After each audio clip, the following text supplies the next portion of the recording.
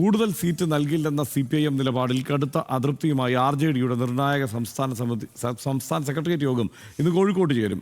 കൂടുതൽ സീറ്റ് ലഭിച്ചില്ലെങ്കിൽ LDF വിടണമെന്ന് ഒരു വിഭാഗം ആവശ്യപ്പെട്ട സാഹചര്യത്തിലാണ് യോഗം. കൂത്തുപറമ്പ്, വടകര, കൽപ്പറ്റ എന്നീ സീറ്റുകളിലാണ് RJD മത്സരിക്കുന്നത്. എന്നാൽ ഇത്തവണ 6 സീറ്റുകൾ വേണമെന്നാണ് RJDയുടെ ആവശ്യം. സരീഷ് ചേരുന്നുണ്ട് ഈ വാർത്തയുടെ വിശദാംശങ്ങളുമായി. Sareesh, good morning. എന്തായാലും 6 സീറ്റ് എന്നുള്ള ആവശ്യം നടക്കില്ല. അങ്ങനെയെങ്കിൽ ആ ഒരു തർക്കത്തിലൂടെ മുന്നണിക്ക് പുറത്തേക്കുള്ള വഴി തേടാം എന്നാണോ ആലോചിക്കുന്നത്? അങ്ങനെയാണെങ്കിൽ അതിന് എത്രത്തോളം RJDക്കുള്ളിൽ പിന്തുണയുണ്ടാവും?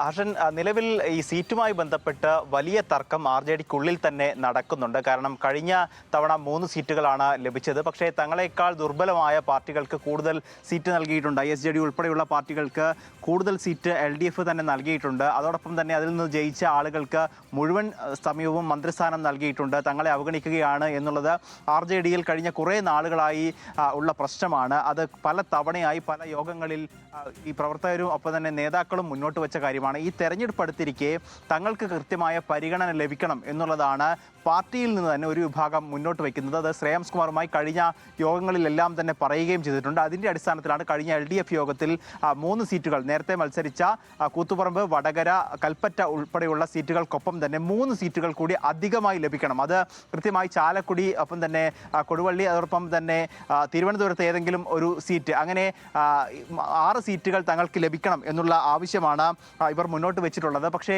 അത് അംഗീകരിക്കാനാകില്ല എന്ന് LDF യോഗത്തിൽ TP രാമകൃഷ്ണനും അതോടൊപ്പം തന്നെ CPIM വ്യക്തമാക്കി കഴിഞ്ഞു.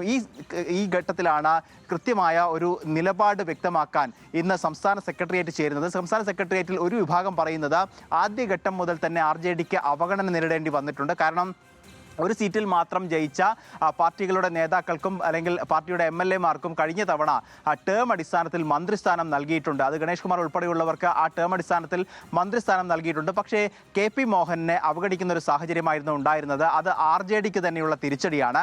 അതോടൊപ്പം തന്നെ ചില ബോർഡ് സ്ഥാനങ്ങളൊക്കെ കൂടുതലായി നൽകാം എന്നുള്ളത് ആദ്യ ടേമിൽ തന്നെ പറഞ്ഞിരുന്നു. പക്ഷേ അതൊന്നും തന്നെ ലഭിക്കുകയുണ്ടായിട്ടില്ല. സ്വാഭാവികമായും അവഗണന ആ ഘട്ടത്തിൽ തന്നെ, അതായത് 2ാം പിണറായി സർക്കാരിൻ്റെ ആദ്യഘട്ടത്തിൽ തന്നെ RJDയോടെയുള്ള അല്ലെങ്കിൽ അന്ന് തന്നെ പാർട്ടിയോടുള്ള അവഗണന വ്യക്തമായിരുന്നു. പക്ഷേ പിന്നീട് പല ഘട്ടങ്ങളിലായി തങ്ങളുടെ ആവശ്യങ്ങളൊന്നും തന്നെ, അത് പല യോഗങ്ങളിലും തങ്ങൾ മുന്നോട്ട് വെച്ചപ്പോഴെല്ലാം തന്നെ അവഗണിക്കുന്നൊരു നിലപാടാണ് LDFും പ്രത്യേകിച്ച് CPIM സ്വീകരിച്ചത് എന്നുള്ളതാണ് പാർട്ടിക്കുള്ളിൽ തന്നെയുള്ള വിമർശനം. സ്വാഭാവികമായും അതുകൊണ്ട് തന്നെ പാർട്ടി വിടുക അല്ലെങ്കിൽ മുന്നണി വിടുക എന്നുള്ള രീതിയിലേക്കാണ് കാര്യങ്ങൾ പോകുന്നത്. പക്ഷേ ഇന്നത്തെ യോഗത്തിൽ അതിൽ ശ്രേയാംസ് കുമാറിൻ്റെ നിലപാട് എന്തായിരിക്കും എന്നുള്ളതാണ്. കാരണം ഇന്നലെ മുഖ്യമന്ത്രി പിണറായി വിജയൻ കോഴിക്കോട് ജില്ലയിൽ ഗസ്റ്റ് ഹൗസിൽ ഇവർ ഫോൺ കട്ടായിട്ടുണ്ടെന്ന് തോന്നുന്നു. ഇപ്പോൾ സരീഷാണ് വിവരങ്ങൾ നൽകിയത്. എന്തായാലും RJD ഈ പിണക്കത്തിലൂടെ പുറത്തേക്ക് പോകുമോ? ഇനി RJDയിൽ മറ്റൊരു പിളർപ്പ് കൂടി, ജനതാ സംഘത്തിൽ മറ്റൊരു പിളർപ്പ് കൂടി ഉണ്ടാകുമോ എന്നതാണ് കാത്തിരുന്ന് കാണേണ്ടത്. ഇനി